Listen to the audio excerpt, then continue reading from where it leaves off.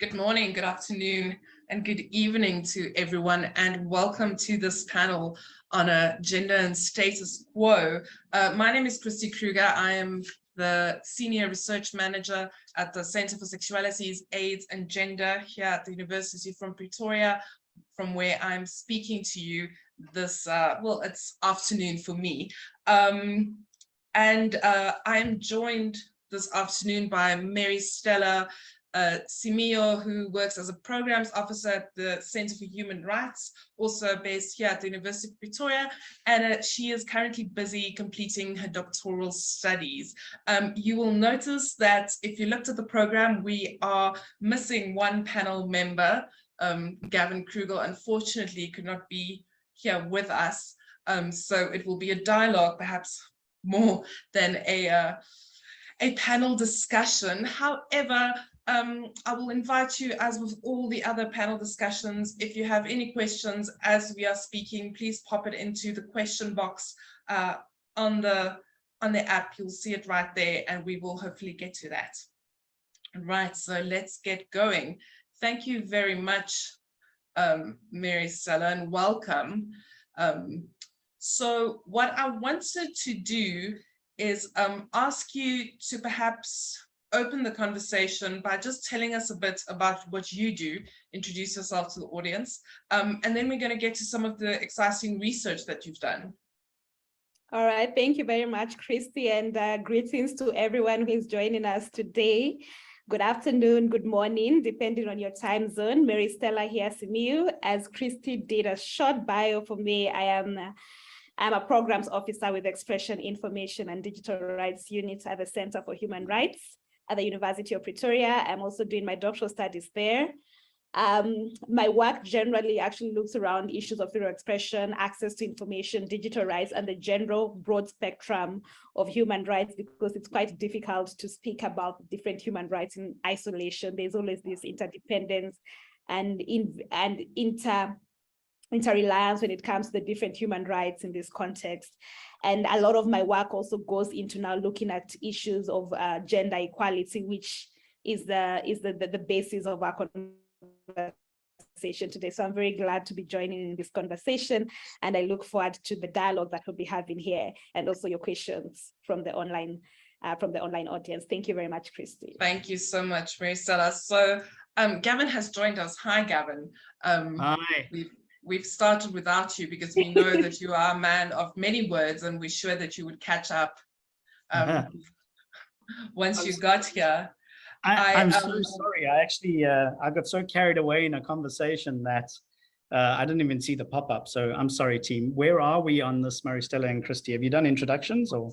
So I was just about to sort of sketch to the audience how it is that we came to this panel. As some of you might know, in 2021, DFI launched a suite of courses that looks at capacitating people within organizations to do gender change work, right? So this is a series of courses that spans over about 6 months if you do all of them, and we start right at the beginning with what is gender. We go right through until the final course where people are actually capacitated to do gender intervention and bring about gender equality. So Gavin, I don't know if you want to jump in here. I know what your next question was going to be. And we were going to speak about capacity. Yeah, let me jump in. Christy and MaryStella, first of all, did you introduce yourselves? Thank you so much. I'm Gavin, co-founder and CEO at Digital Frontiers, and also a very proud one of the first graduates of the Gender Equality Changemakers program. Today, we're talking about success and learnings from building capacity in gender equality change. Welcome to you both, and thank you for joining. So maybe first to you, Christy, what do we mean by capacity in gender equality? Capacity to do what? That is a great question, and I think it's sort of one of those questions which has potentially many answers, right?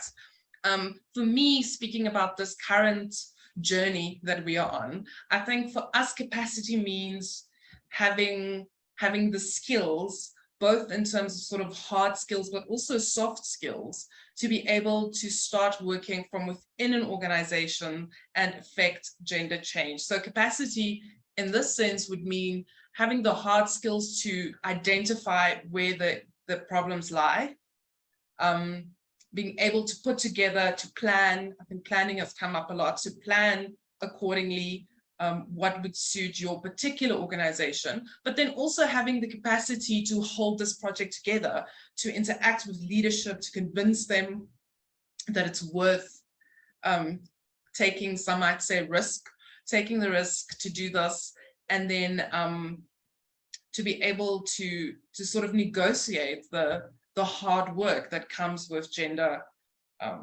work. And that for me means that you not only have to have the knowledge about programming and sort of interventions, the various stages, but it means that you have to have be able to go back to the fundamentals and understand, what do we mean when we say gender? What do we mean when we say sexualities? How do these link? Yeah, I think it's really important when we talk about capacity that you also need those skills.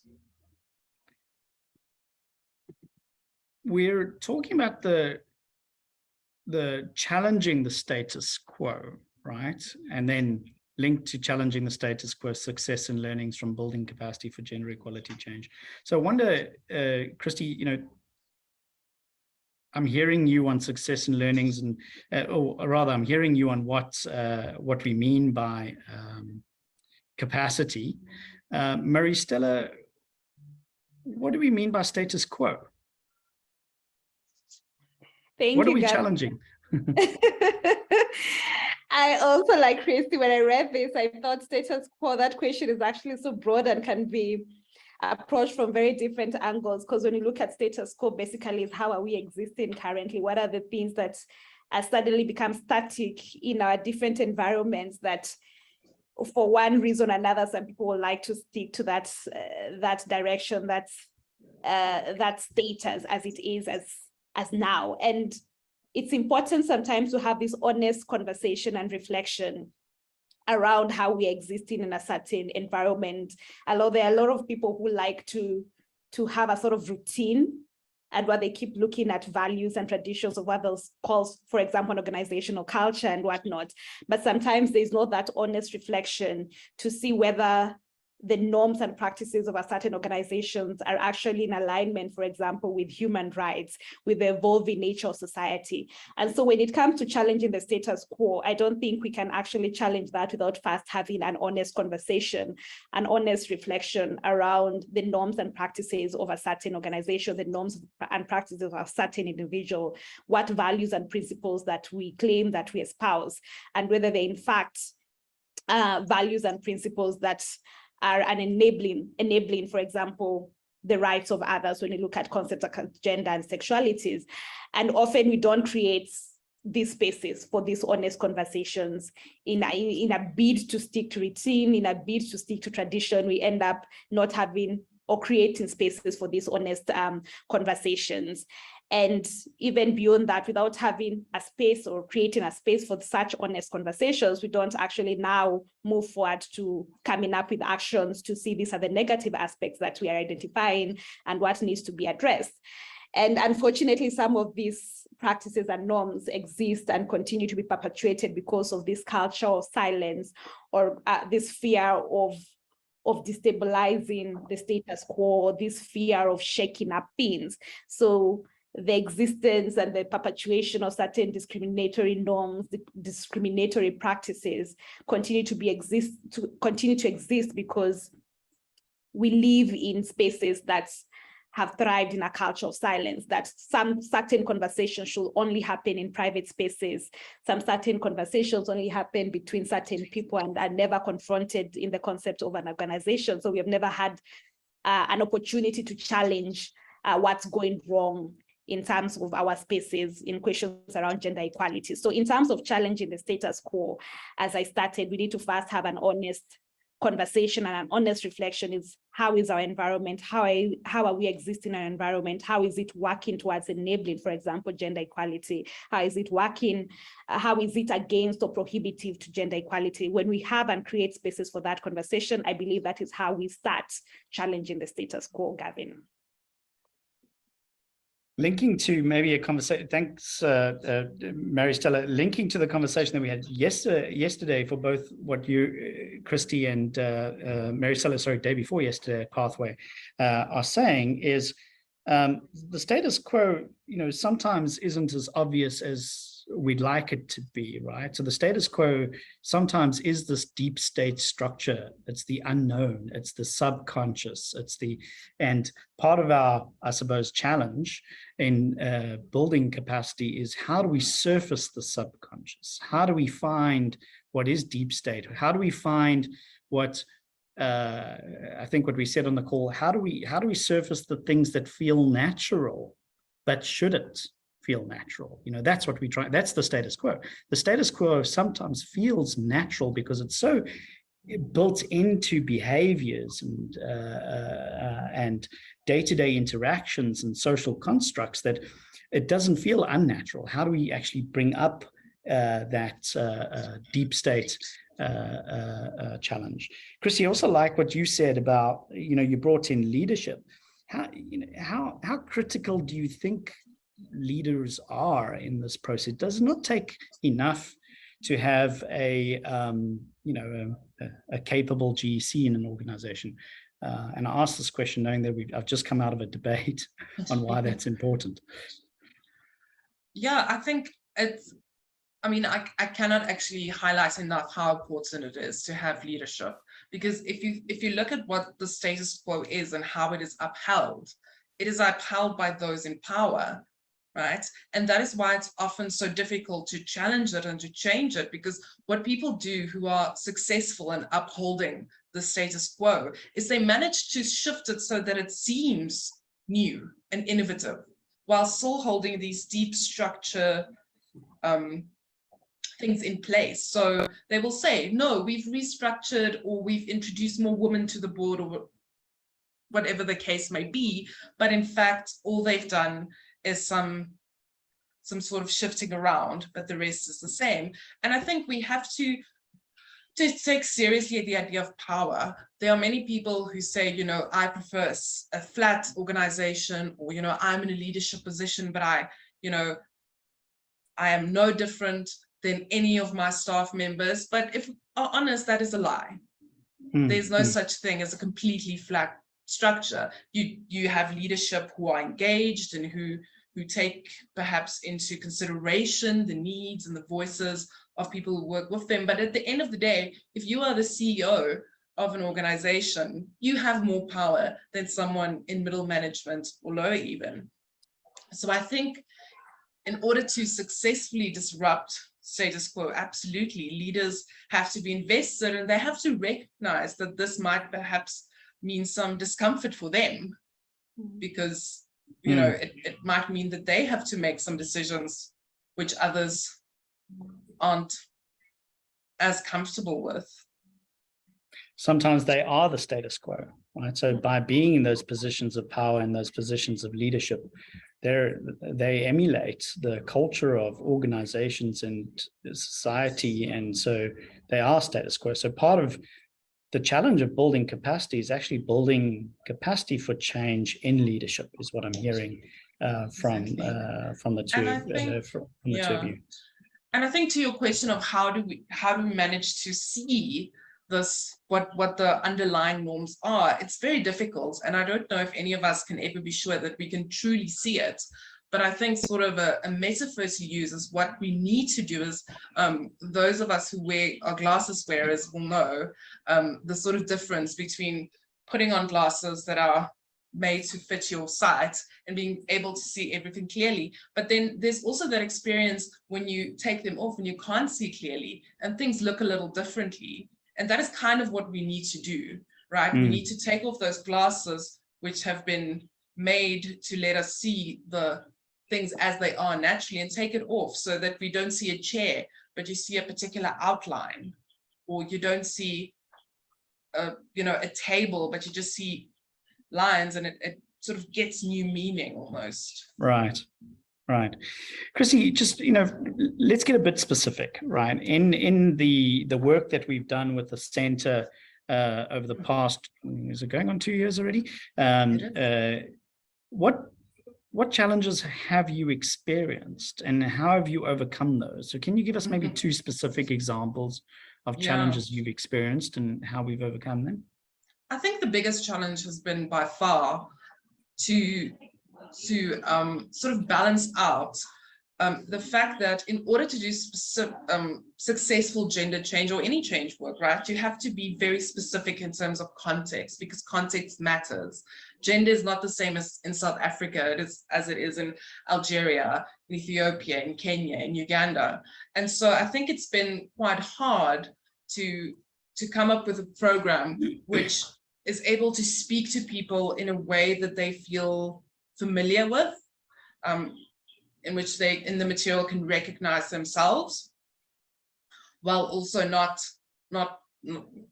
creating a curriculum that's too broad, because then you lose a lot of the nuances. And I think I'm not sure if, I think it's dangerous to ever say that you have overcome a challenge. I don't think we should fall into that, but I think what we've attempted to do is to overcome it by just sort of trying to incorporate as many case studies, examples, etc., from as many places in the world, or in the continent of Africa, which is where our participants come from. And also, I think the fact that we really try to engage with students in smaller groups to allow voices to be heard. I think that is a big thing. And I think the second big challenge is sort of one that always comes up in gender work, which is that people resist, right? People are resistant. And I think what's interesting is even those of us who think that we're doing gender work, we think that we are well versed in it, we think of ourselves as progressive, still struggle. And I think that is always a challenge when you work with gender. You get people pushing back, especially when you challenge your students. You get students from very conservative societies saying, but I plainly think this is wrong. People get uncomfortable, especially perhaps men in courses, because they feel vulnerable when they have to deal with the fact that men mostly occupy positions of higher power in society. And I think how I've always tried to overcome that is to come from a place of compassion and empathy, rather than to come with a lot of aggression, sort of say, well, my way or the highway. And I think that people respond well to that, to the idea that you don't judge them if they struggle or if they find it hard, but rather recognize that, gender is very personal, something that we all embody. Literally, we carry it with us everywhere. And so it's hard if you have to confront, preconceived notions, something that you've always thought is true, have that suddenly be told, no, that's not true. So I think for me, those have been the two biggest challenges, which, I think we've overcome, but constantly are thinking about and working towards new solutions and new ideas. Let me introduce a third big challenge through a question to MaryStella, and just to form the conversation. MaryStella, you recently concluded a legal analysis for Digital Frontiers to analyze the risks that specifically us as an organization face, and even more specifically that our students that are learning about gender equality change and gaining the skills of gender equality change, and our facilitators are facing in the countries where they are learning, right? Tell us a little bit about that, about that analysis and those findings, and what some of the potential risks may be because this is a big challenge for gender equality change work, is, what are the risks? Could you frame a little bit of the research and the findings for us?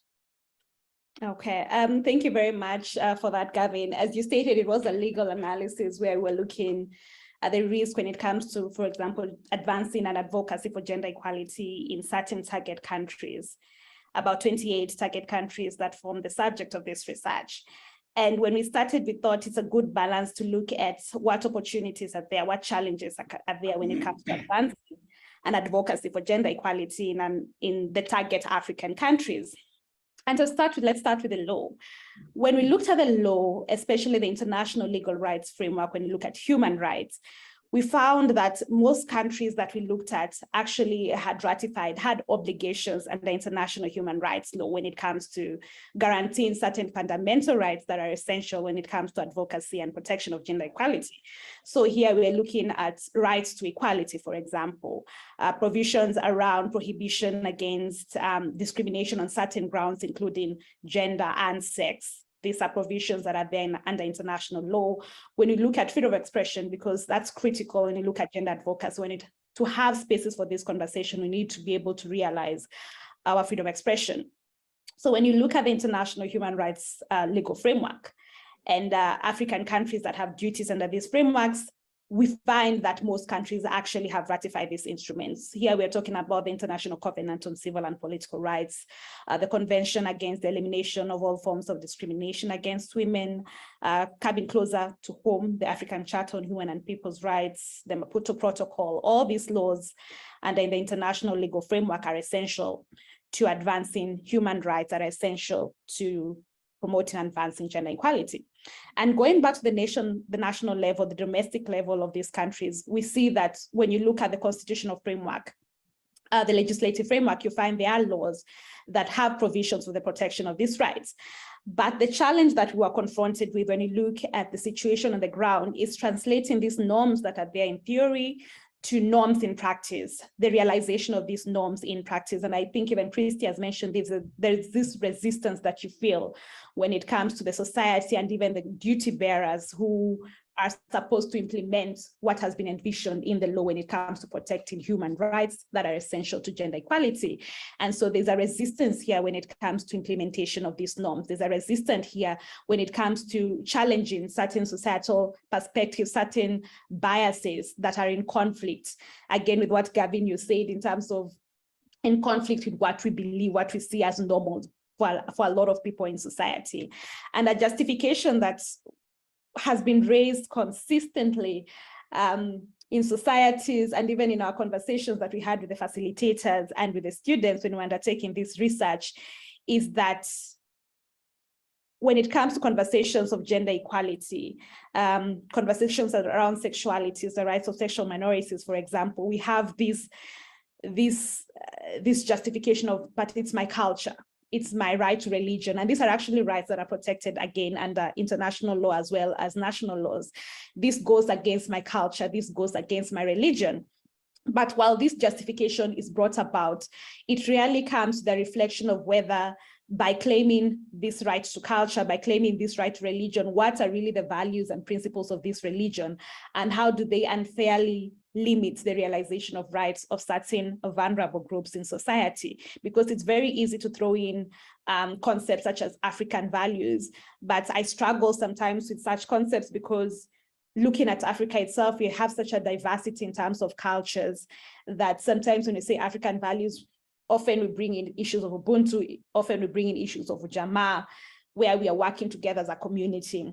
That is a shared value in a lot of African countries. But then when you look at this concept of African values, it gets this nebulous tenor at different times because we don't quite examine it in the African context and whether it's actually realistic given the diversity of the African context. But often, right to culture, right to religion is brought in when we are trying to challenge certain status quo, stating that goes against this right to culture, this right to religion.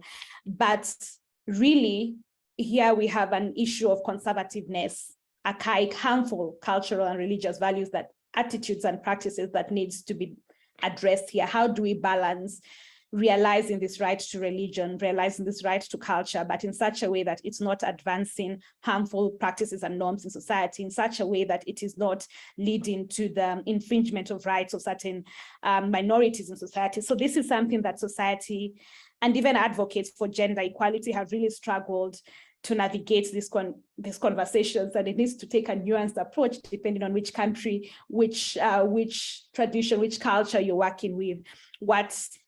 How do you have these conversations in such a way that it's not confrontational? As also Christi mentioned, that it's not judgmental, it's coming from a place of compassion and empathy. So it needs to be quite a nuanced approach when it comes to dealing with such conversations, because we found that this is quite a resistance when it comes to, we have the laws in place, but how to deal and ensure the implementation of these laws, you have to first confront societal attitudes and perspectives that are negative and infringing on the rights of certain minorities in society and sexual minorities. So I'll give certain examples that we found from the study. It was quite a long study, so I'll just pick here and there.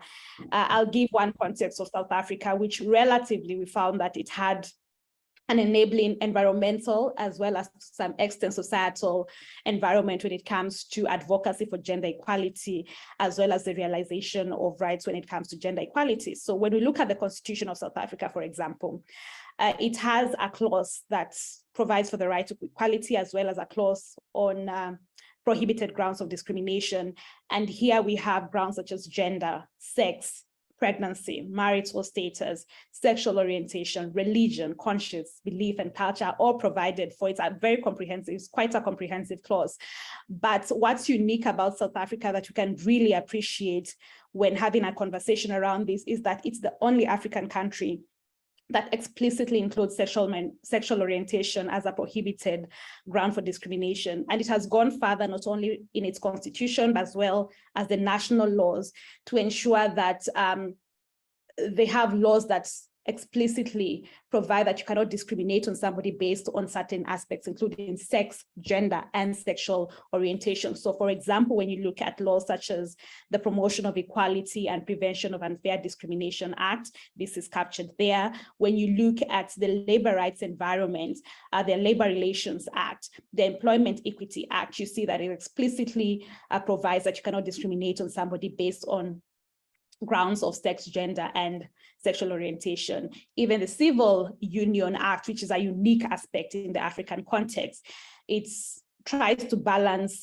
what we call, the right to culture, religion, conscience, as well as the right from discrimination. So the Civil Union Act, it was repealed. There's a section that was repealed because it allowed a marriage officer to refuse to officiate a same-sex civil union based on their conscience, religion, and belief. This was a section that was repealed. So here also we look at countries that are examining provisions in their law that are discriminatory.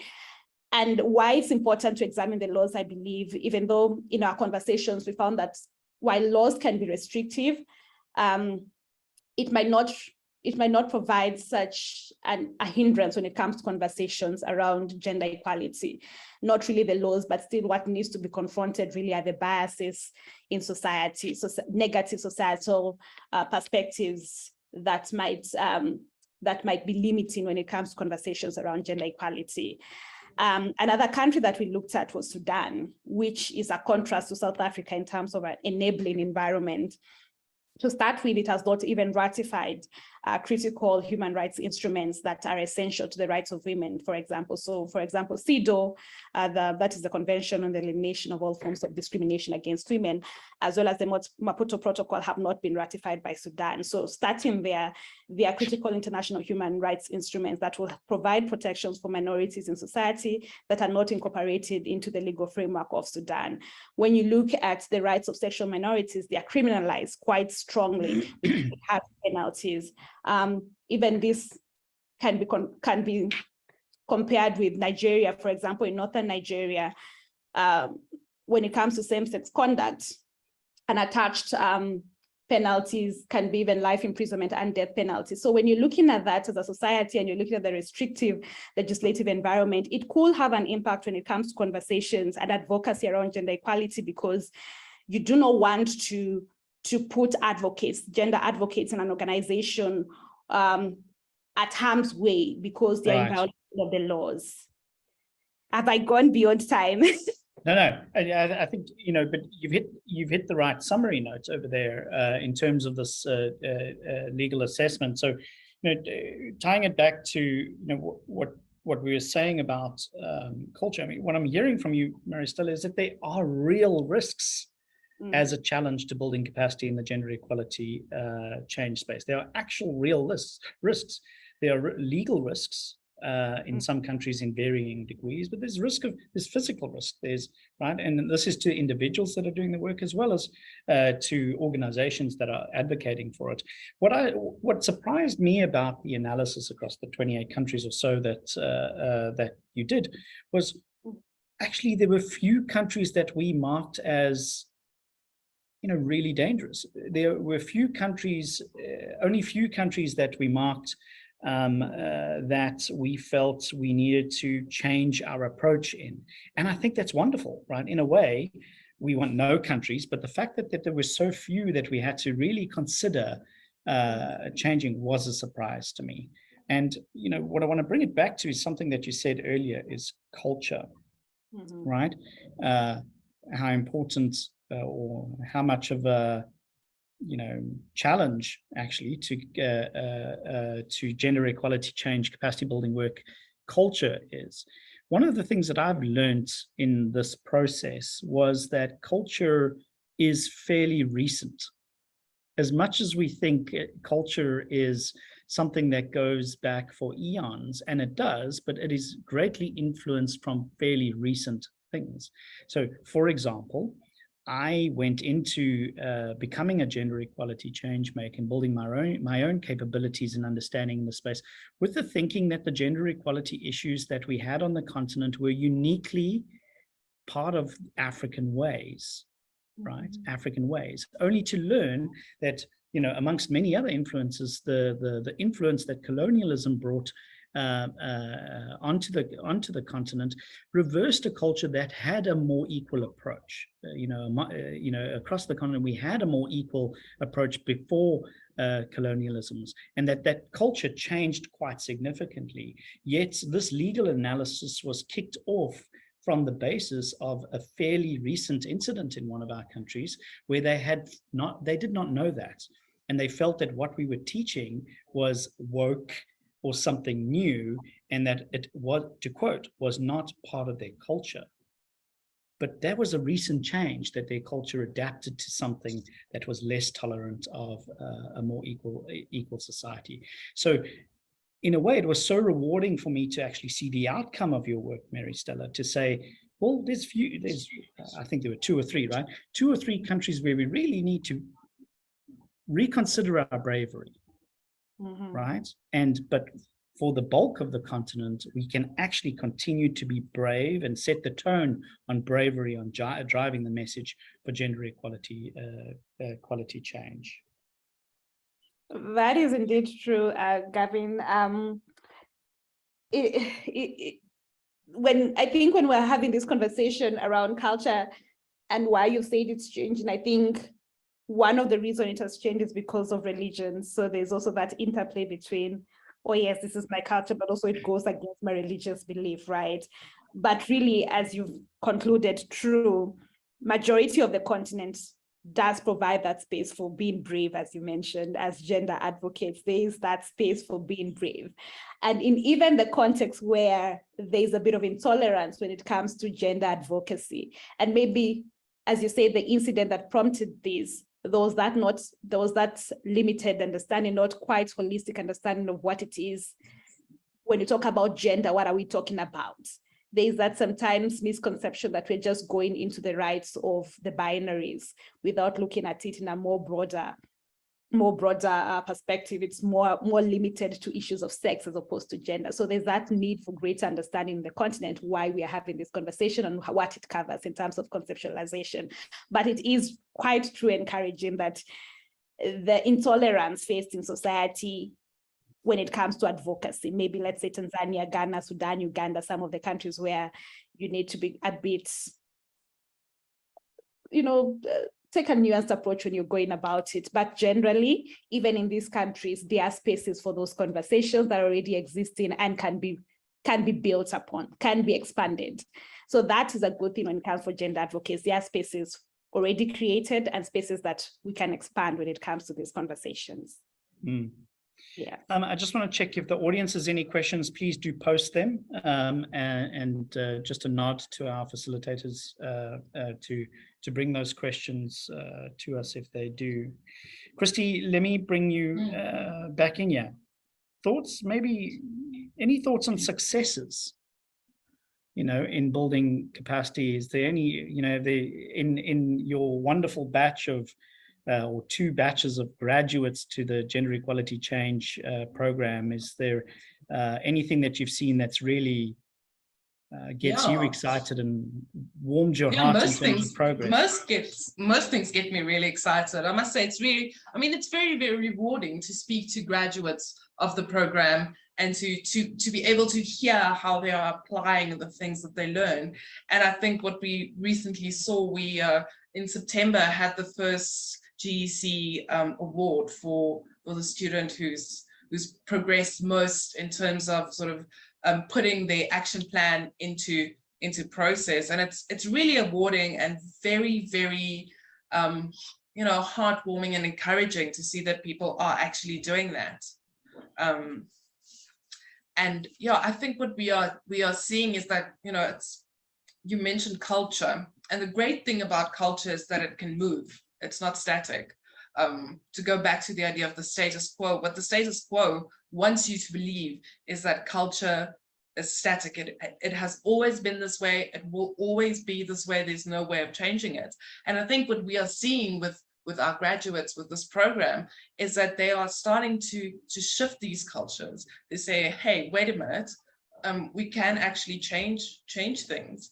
And some of it is really small. I mean, some of the stories we hear, it's something as small as someone saying, informally, we've started speaking differently in meetings. We're just starting to be more aware of the gendered nature of our speech, or we've started to think about how the responsibilities that come with traditional gender roles may affect how people apply for jobs, how they accept jobs, which positions they are able to accept, and maybe we need to adapt that a little bit. I think that is, but mostly I think for me, these tangible outcomes, that is fantastic, but it's also just really rewarding to see a student start and not have any clue about the difference between sex and gender, for example, and to just see that sort of moment along the way where they realize the complexity of gender. But also with that, you then get the realization that once you realize how this works together, how it's put together, you are able to start changing it. Right. And I think that is a really rewarding experience for me as a teacher to see. Yeah. And testament to your teaching, Christi, you've been calling me out a whole lot less on my mansplaining and toxic masculinity and all that kind of stuff. So I think I'm improving too. MaryStella, what about you? Even on a broad human rights perspective, and specifically on gender equality, is what you're seeing on the continent giving you hope, giving you energy to continue working, or do you think that we're fairly stagnant or even moving back? I think I will agree with Christi there when she talks about, culture is not static, culture is evolving. Because clearly when we have these conversations, what happened decades, 10 or even 20 years ago, you see a change in society in terms of people realizing, why were we doing this, questioning why were we doing this, was that really the right way to do this?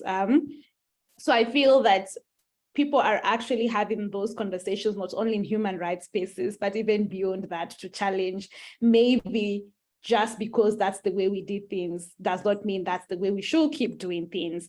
And hopefully that will mean also there's more individual examination when it comes to organizations to realize, is this leadership style that somebody has embraced in the different, there's the main leadership, but also the individual leaderships in different units, whether their leadership style actually consciously examine some of these peculiarities when you look at gender equality and gender in the organization and see what can be done better in these spaces. So I will say that it is a bit encouraging because you see more people being more open to these conversations, more people actually realizing, oh, maybe there's a bias that I have that I need to confront. So creating these spaces, I would say, is quite important for people to confront their biases and organizations to also confront their biases. Yeah. And a comment from Gabriella in the audience just confirming that engagement with participants is the major, one of the rewarding things is the major shift in language around gender, going from conceptualizing it in very dichotomous terms to, in the final class calls, talking about queerness and the fluidity it offers us as a lens through which to think about our identities. This stuff is inspiring, right? You know, I'm hopeful and I do see change. Okay, so we're coming up on time. So maybe let me just, first of all, thank you both for this conversation. Let the audience know that we are also going to be brave and we're going to publish the legal analysis that MaryStella and team did as is, right? No lenses. We're going to publish as a way of making people aware that there is still a lot of work to do, but actually there's a lot of hope in just how few countries we have significant risk of harm and to gender equality work. So do look out for that coming out of Digital Frontiers. To sum up what I've heard, it takes leadership, not only our leaders and changing their minds and understandings and making sure that they are open to this, but also because they set the tone as the status quo. It takes a lot of work of understanding that the status quo runs deep. It is deep state, and it is things that we actually feel comfortable with and shouldn't, right? That needs changing. A nod to Christi's panel earlier this week, it also takes men, right? So one of the sum ups of that call is it's a necessary friction to include men in gender equality change work, not just listeners, but active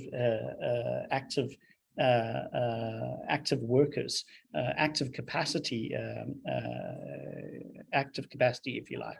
That these things run deep in our cultures, but sometimes it's important to remind those that feel it's part of their cultures to look far back to see when did it become part of the cultures and is that acceptable to us? Because I think in a lot of instances it's not, right? So, and a long way of saying there are a lot of challenges, right? There are a lot of challenges, but there are a lot of successes. There's a lot of learnings in building capacity in gender equality change, and we're only at the beginning, right? So there's a lot of work to do. Let me thank you both for your time and for this panel. And again, sorry I was in a different conversation and joined late, but I think we ended very well. Thank you both. Thank you, Gavin. Bye-bye.